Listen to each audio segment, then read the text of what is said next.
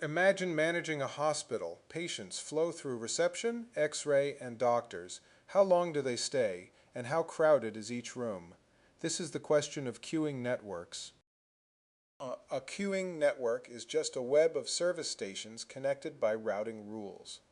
We want two key quantities, the average number at each node and the average total time spent in the system. And here is the central miracle of Jackson networks.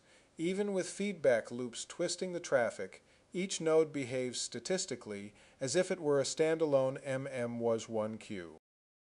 So, the whole network problem collapses to finding the right effective arrival rate for each node one at a time. The total arrival rate at node I equals the external arrivals plus everything routed in from other nodes. This linear system pins down each lambda. But for instance, 10 customers arrive externally per second and half loop back. Solving gives lambda equal to 20. Feedback inflates the effective load. Once we know lambda for a node, we apply the standard where 1 formula, rho over 1 minus rho. But this is valid only when lambda is less than mu. As rho approaches 1, the mean number explodes.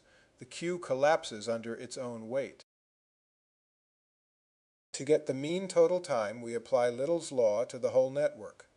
Total customers divided by the external arrival rate. Why external and not the sum of all lambdas? Because a customer that loops 3 times is still just one customer entering from outside. Consider this network. External arrivals of 4 into node 1 and 4 into node 2. Node 1 splits 50-50 between nodes 3 and 4. Node 2 flows entirely into node 4. Step 1, solve the traffic equations. Lambda 1 and lambda 2 are simply 4. Half of node 1's flow gives lambda 3 equals 2. Node 4 collects 2 plus 4, giving 6.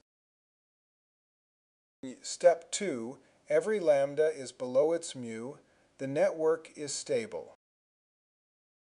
And step 3, apply the M1 formula at each node.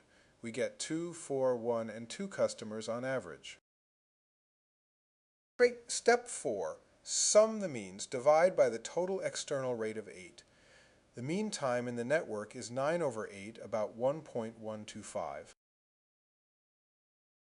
To summarize, a complex network decomposes into independent MO1 problems. Find each lambda, compute each mean, then one global Little's law gives the total time. And here's a thought to leave you with. If we double the external arrival rate, does the mean time double? The answer is no. It grows nonlinearly because rho approaches 1 and queues amplify.